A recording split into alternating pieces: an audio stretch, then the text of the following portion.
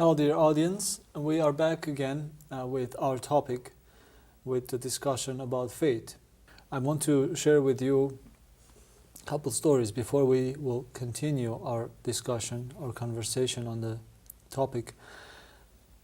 One story about a nation that had a custom of sacrificing one of their best members to their god. And every year they chose the strongest male in the community and prepared this person to be sacrificed to their god. They gave this person everything that he could ever imagine to make his life all possible ways satisfied. So before he dies, he's completely satisfied, so he doesn't have any regrets about his life. And the story says that after a certain period of time, this man got completely bored, lost the meaning of life, and was ready to die. That life didn't make any sense to him anymore. This comes to tell us that beyond physical, material things, there are other things, other realities that are more important, and those are the things that give meaning to our life. So this is why the faith is very important, because in some sense, in some degree, it gives us the meaning of life. Why do we live on this planet? And we don't want to lose that faith. And many people have lost it. Even saints have had doubts in their lifetime. And I want to tell you another story, a second story that Anthony Bloom, the Metropolitan of England, is telling in one of his books about Moses and his father-in-law. This is a Jewish folk story. It tells about Moses who goes to the desert to herd his father-in-law's sheep. And this is where he meets God face to face in the burning bush. And God reveals to Moses face to face and tells him who he is and what Moses has to do. And poor Moses comes back end of the night and starts discussing with his father-in-law what he has experienced. And the father-in-law says, well, I believe in God and I don't want to believe your way, I have my way. And Moses was interesting, what is his father-in-law's way? And he says, well, every night when you bring the sheep, I milk them, and the best of the milk I separate for my God and I put it out in the bushes. And in the morning when I wake up, the milk is gone and God has taken my offering. And Moses starts laughing at him and says that God is not a material being, He is beyond material, He is a spirit. And obviously, if He's a spirit, He cannot use the milk that you give Him. So there must be something else that is happening and you don't believe into the right God. And when they argue, the father-in-law is kind of upset that he cannot convince Moses. Moses says that I have seen God personally, face to face, and it's not anything that you can imagine. Well, they decide to test the experience of God. They put the milk at night in the bushes and they hide behind another bush and watch what's going to happen. And the father-in-law is quite convinced that it's God who is going to come down and drink the milk. But all of a sudden there's this little fox coming out of the woods and drinking the milk. And Moses makes the point. He says, well, did you see? God is not somebody who needs that milk. But the next day he had to go and see God again. And he's very proud of himself that he has proven a point about God.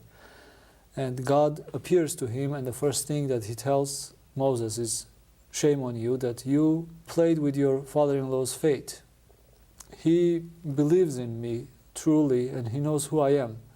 And I know him. And the offering that he gives me is accepted by me. But because I don't need it, I gave it to one of the other creatures who may need it. And Moses was ashamed, and he comes and apologizes to his father-in-law that he doubted his faith. So now, as a Christian, I would like to find out, what do we believe in? Do we believe in this little fox who lives in the woods?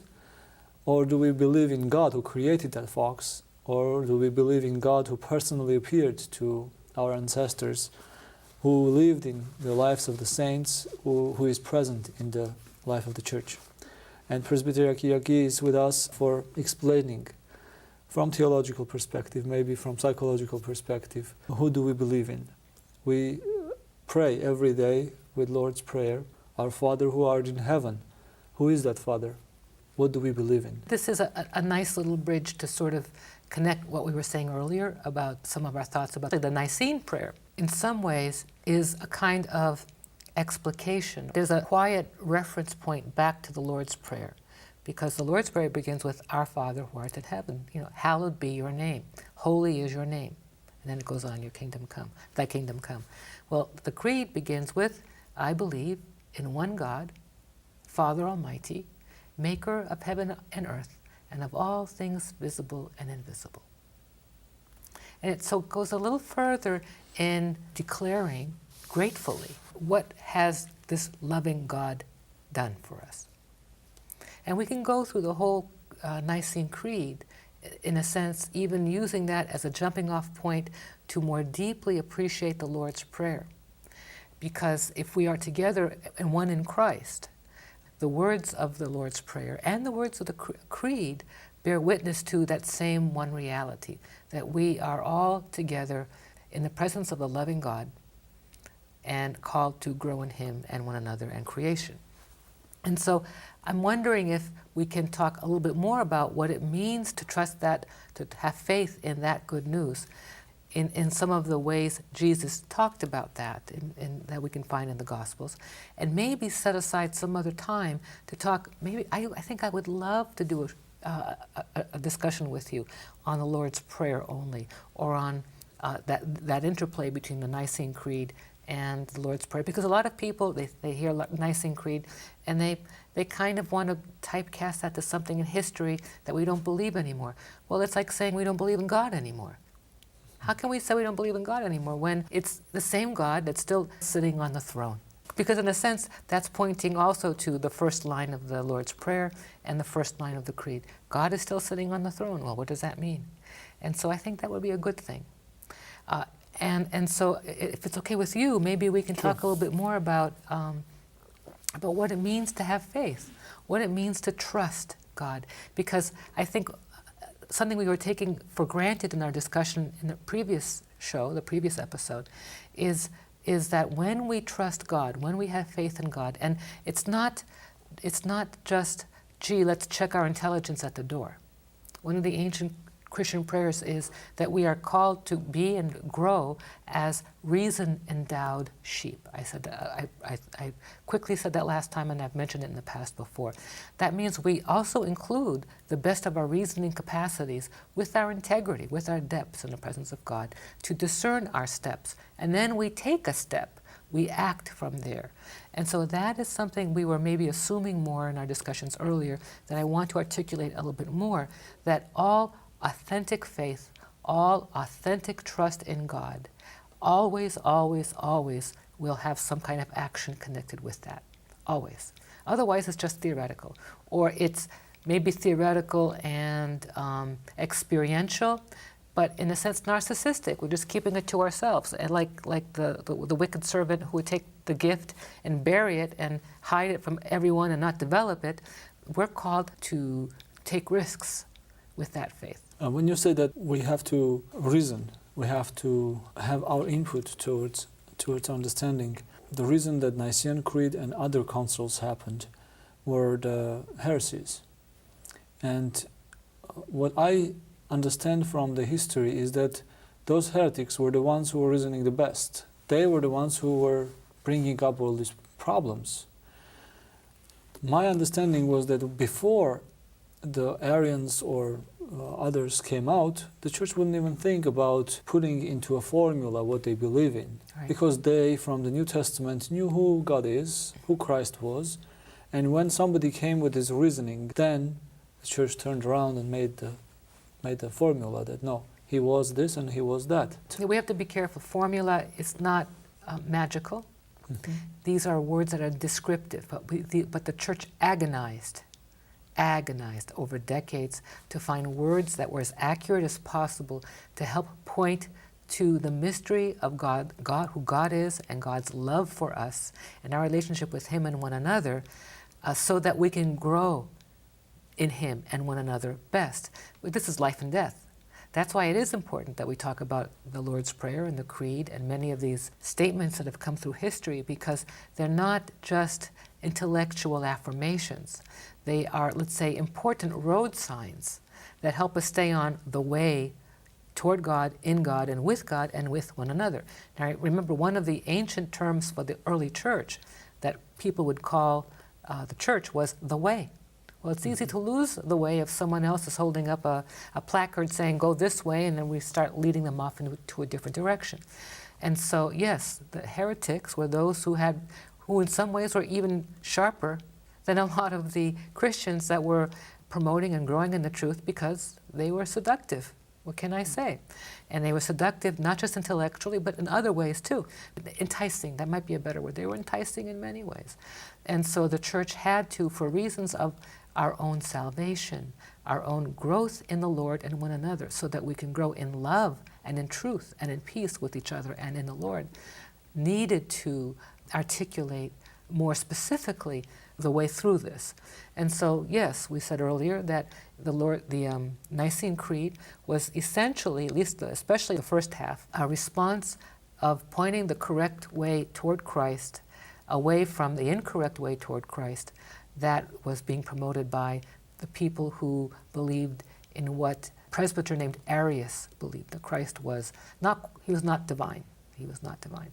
And so for us as Christians, that affects our spiritual life.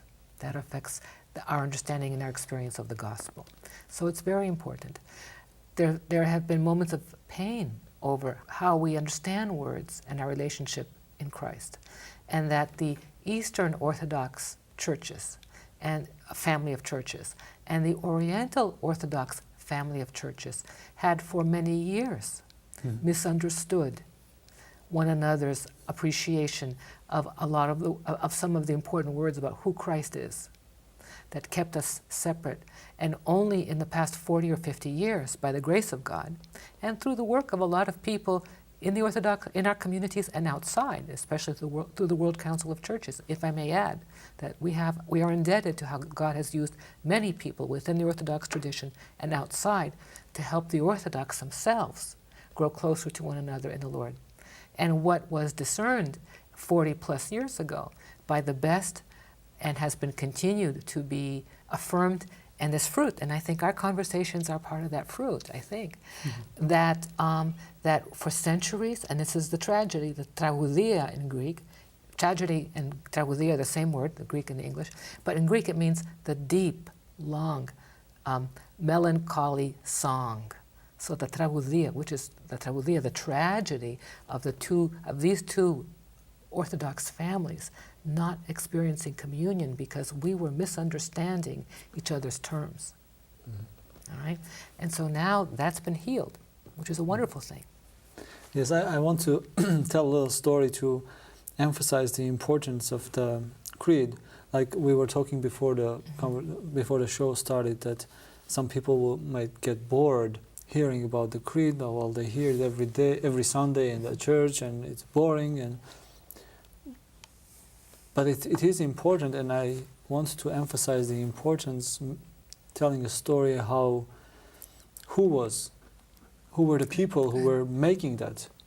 And it's about the son of Gregory the Illuminator. Gregory the Illuminator was the person who baptized Armenians. And there were apostolic sees in Armenia before him, but the nation was converted into Christianity by Gregory the Illuminator. I'm sure that most of the Armenians know about this. And he was the first patriarch of Armenia. This happened in 301. And when he got the invitation from Constantine, he was an old man, he couldn't travel that far. So what he did, he sent his son, who was a bishop.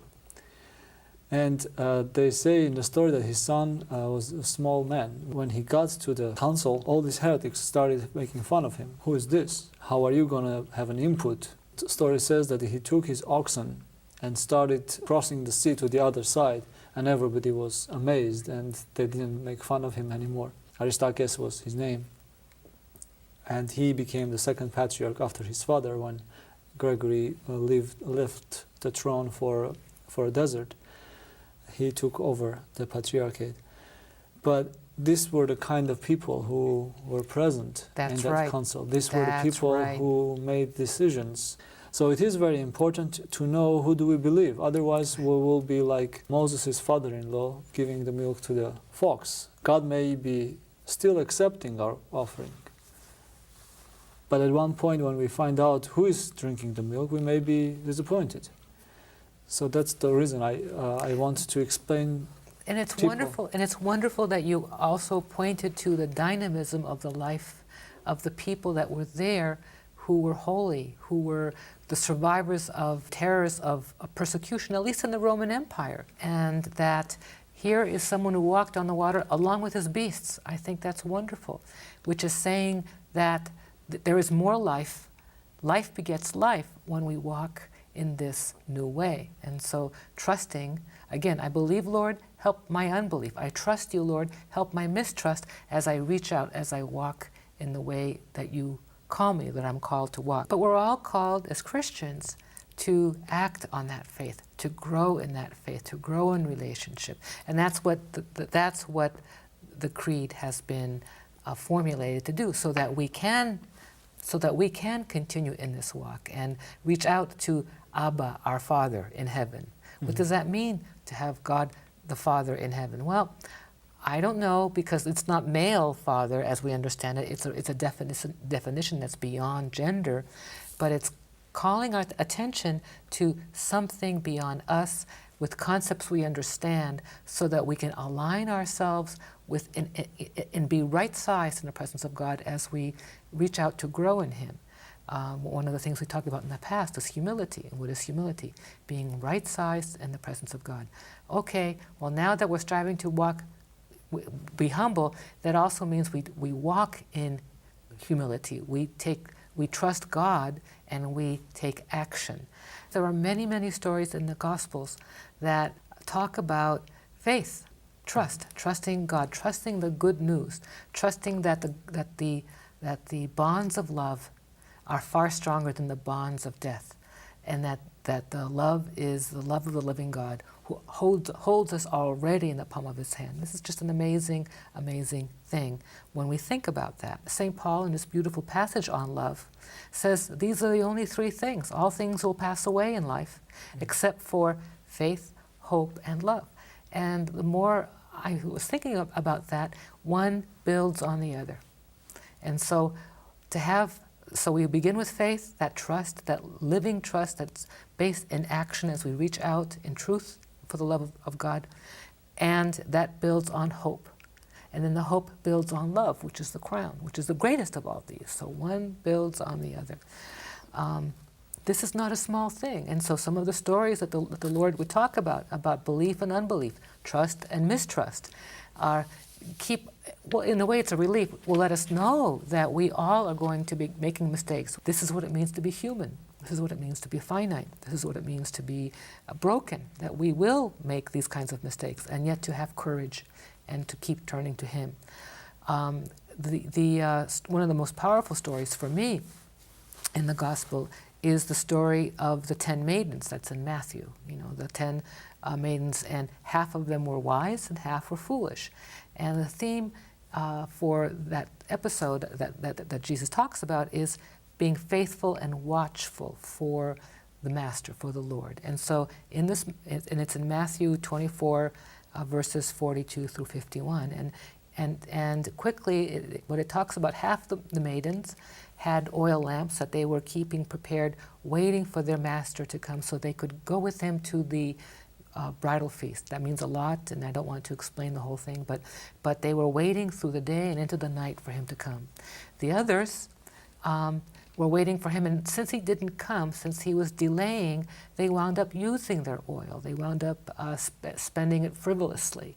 And so finally, when in the depths of the night the Master did come, the women that had kept themselves prepared, had kept watch, had stayed faithful to their love, ended up experiencing the most joy and entering into the bridal feast with Him.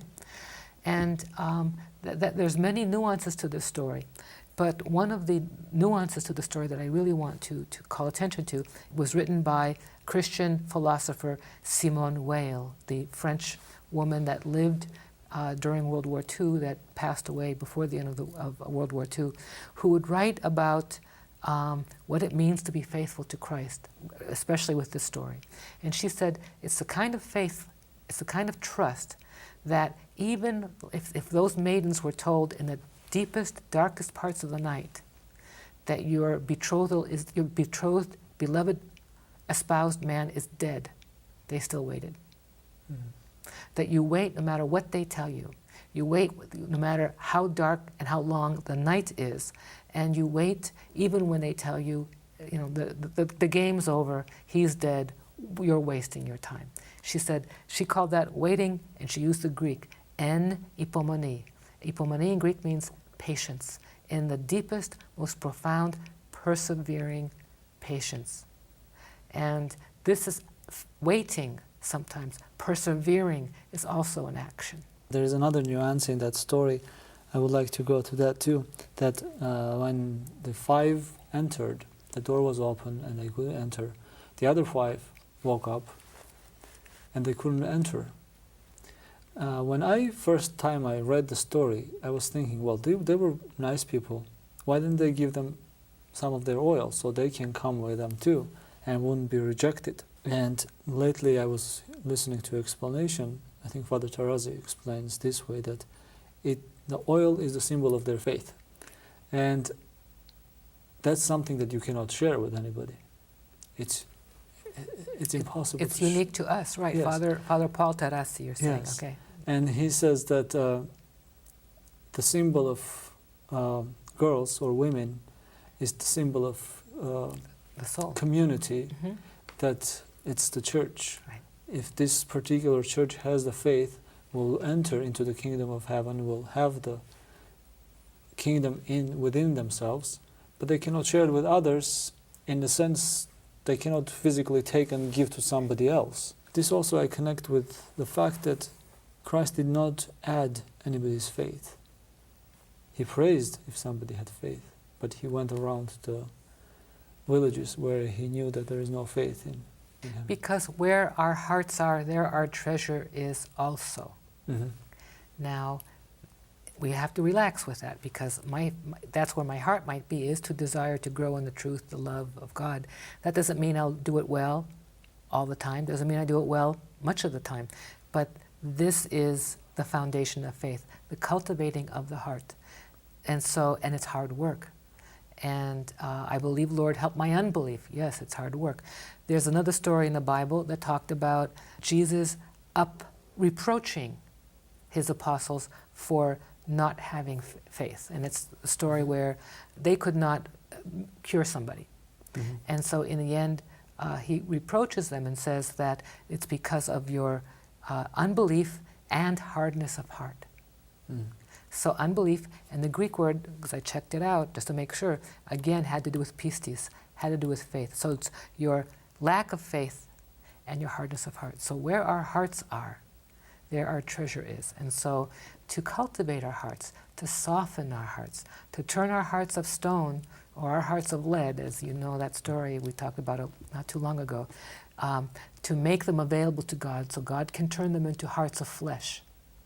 So that the more our hearts are made flesh the way He desires, that's how they were created, the more we have the opportunity to grow in this faith, to grow in this trusting relationship with God, a relationship of love that we are called to share with others as well. When Christ gives somebody healing, He says that happened according to your faith. He doesn't say that because I could do it.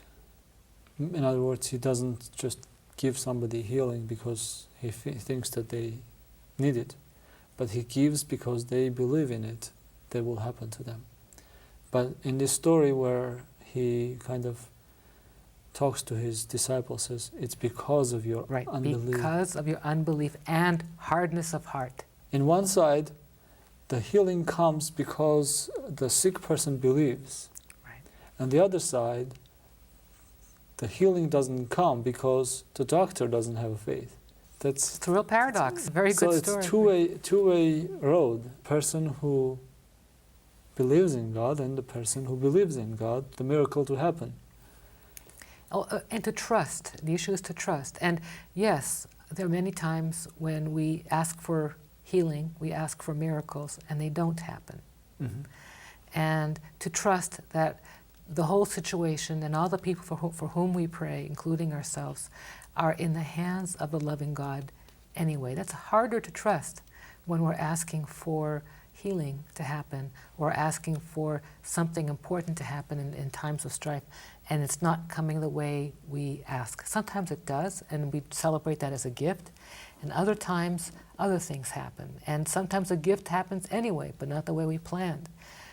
And to trust that we are still held in the palm of the hand of the loving God takes a lot of trust, takes a lot of, you said belief, but when you're saying belief, I'm thinking the word trust and faith. There are a few situations where Jesus went to towns to preach and to do healing, and he worked very few miracles because of the lack of faith in that town where he went to visit.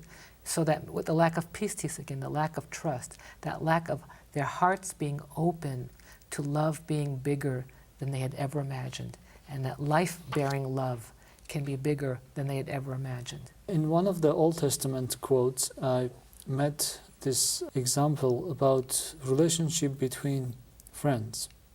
It says, if you have faith in your friend, but then you open his secrets to others, in other words, you betray him, don't go back to him. It's interesting that lately I was thinking about this. When we are faithful to God, we are trusting God, and then we go to the wrong direction. That happens every day to everybody's life, I believe. But then when we come back, God takes us back. How far can somebody go and come back, and God will take him back? I have struggled a lot about the issue of forgiveness. How does that happen? How can somebody forgive somebody else? How does that happen? It happens overnight, over a minute, or it happens over the course of time, like we discussed earlier. And in the Old Testament, it says, when you betray your friend, don't go back to him. Mm-hmm. In other words, your relationship is over. Now, Christ calls us friends. We are friends with God also. And so we betrayed him, and we go back to him again. And we claim that we believe in him again, and he takes us back.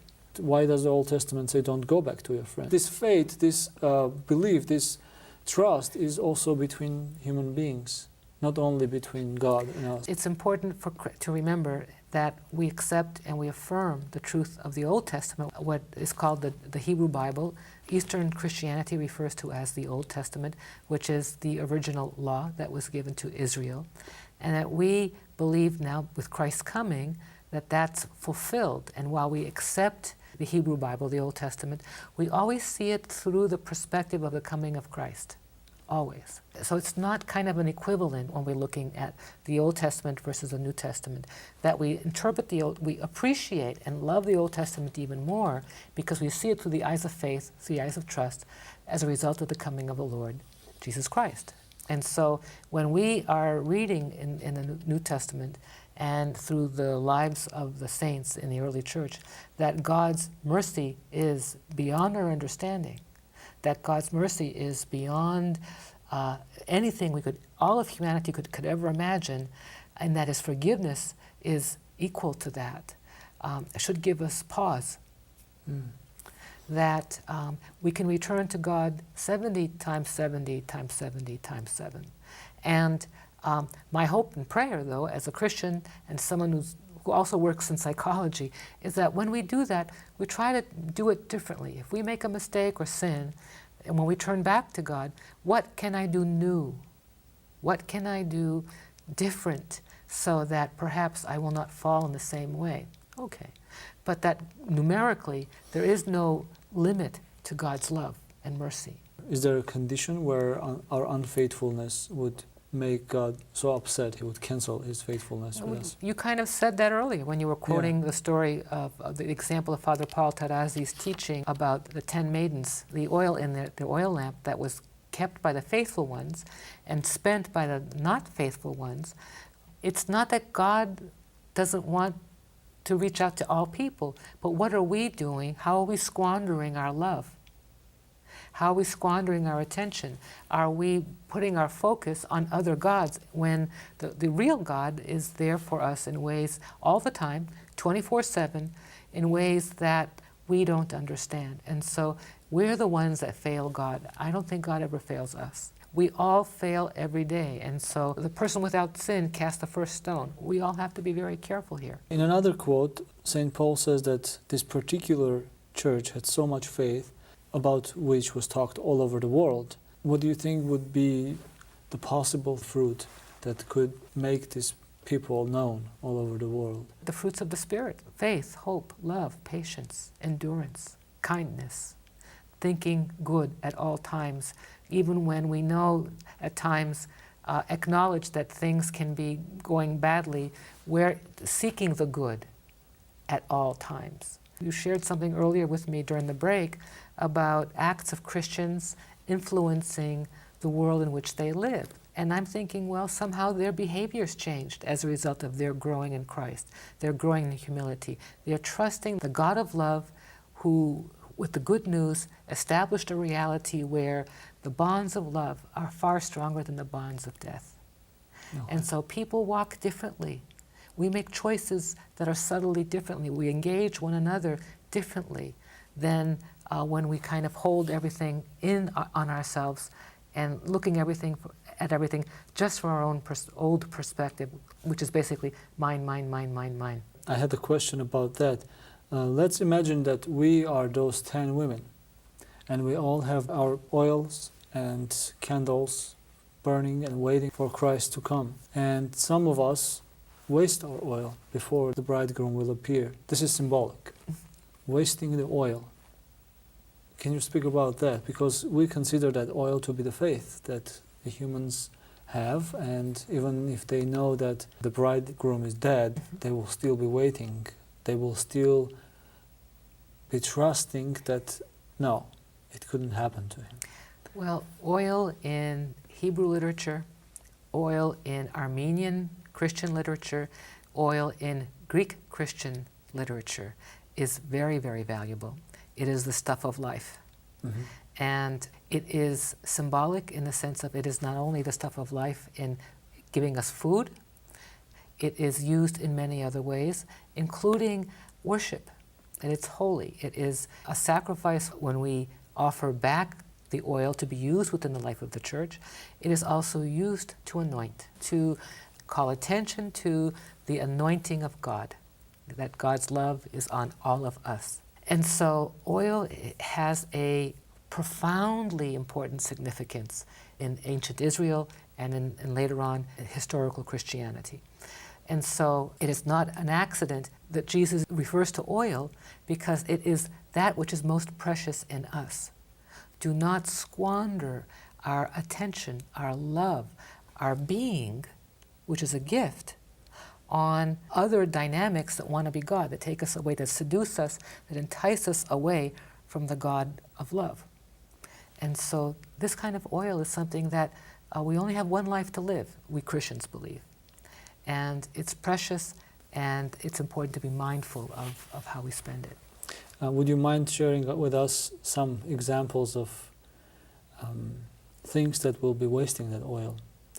Maybe from your psychology practice, seeing people who have wasted most of their oil and now you have to help them to recover, or Well, the wonderful thing I'm learning is, yes, when I'm blessed to work with people who are oftentimes, not everybody, but some, they've made a major change in their lives.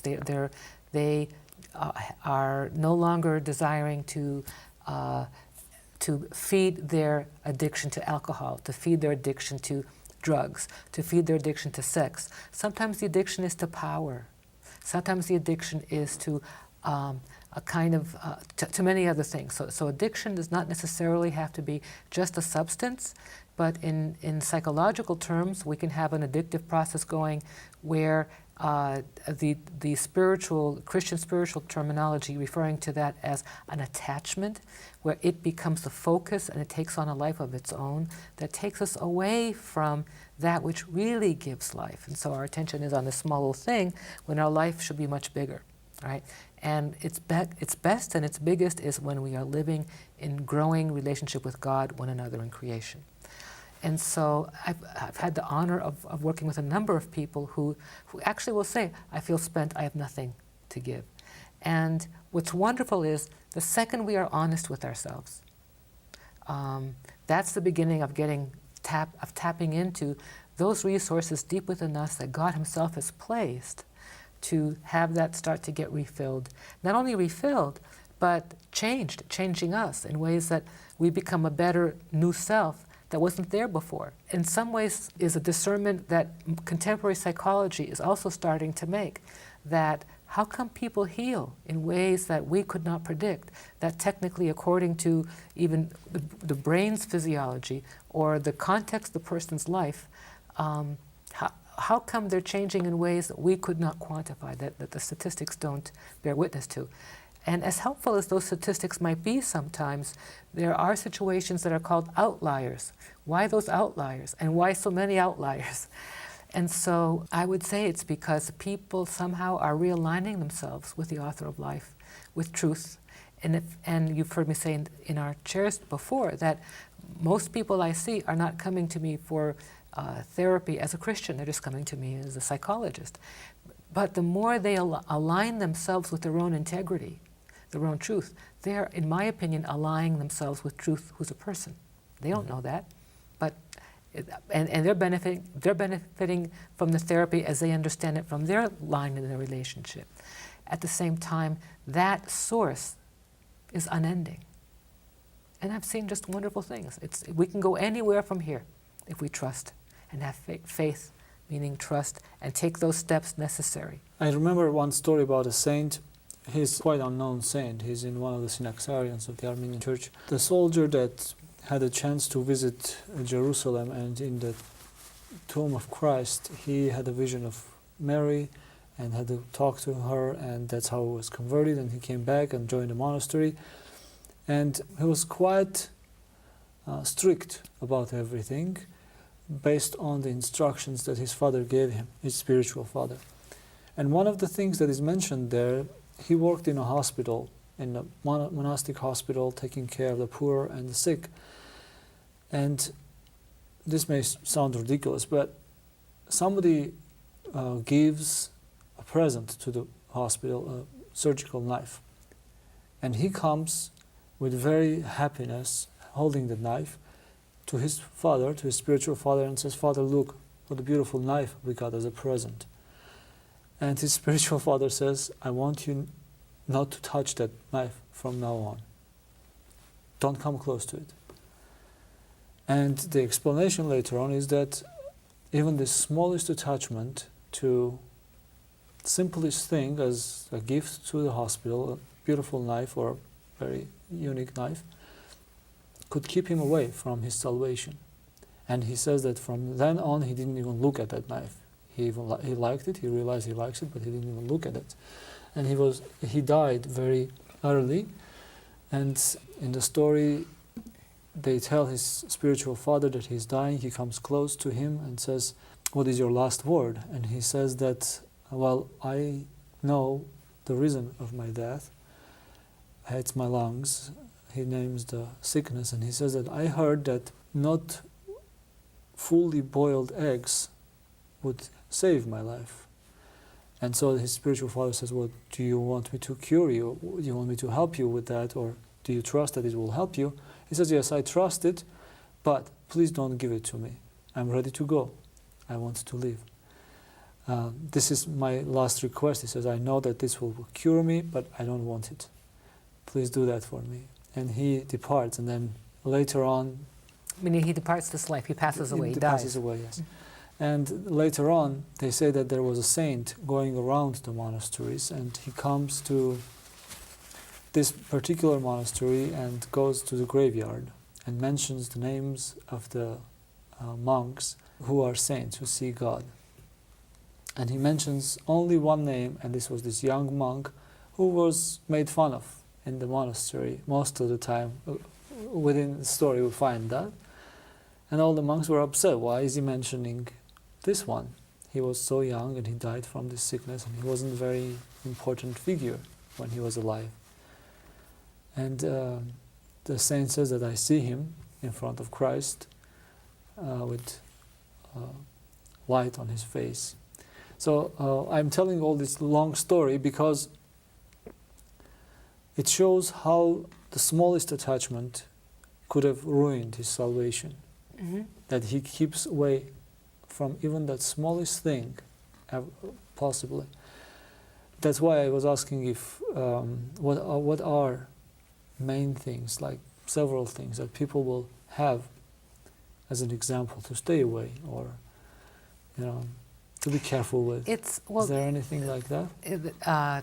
It's different for all of us. And I love the language of the 12-step world. They have some wonderful insights that I think hold true and maybe borrowed from ancient Christianity, so that I might have heard them in the 12-step world. I'm going to borrow them back.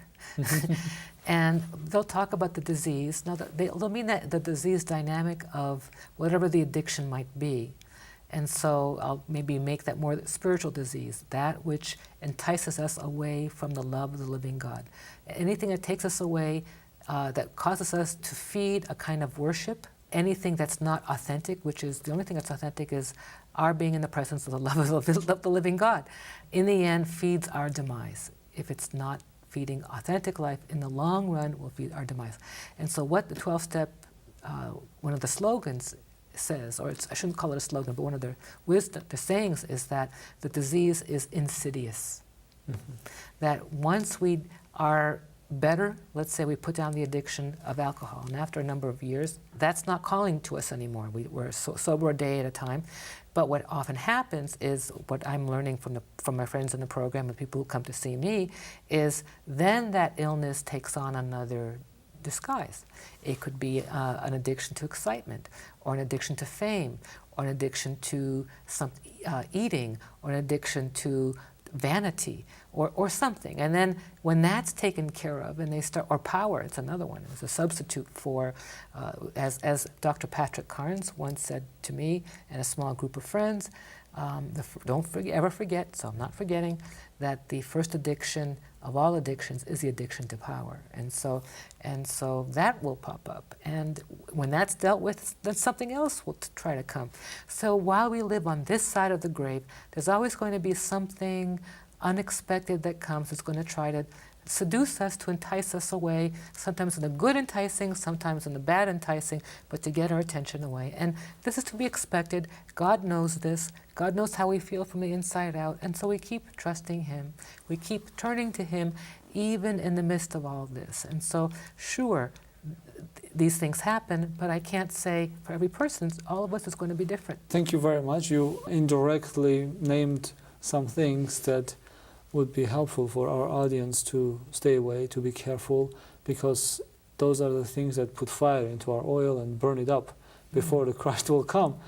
And so I think this is a good point to kind of conclude our conversation, because next time we're going to speak about hope. So no matter how many the dangers are, how big they are, how strong they are, and how weak we are in front of those dangers, I think hope is what comes to help us. And so we'll speak about hope next time.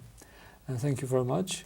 And dear audience, we'll see you again next time in the same place. And we'll be guests through your TVs in your houses. And we'll share with you our feast. We'll celebrate together our feast of healthy thoughts. And I want to mention also that I downloaded some of the conversations into the internet to YouTube. If you search for Feast of Healthy Thoughts in the internet, you will have some of the conversations you can watch if you have missed them. Thank you very much again, and we will meet again next time.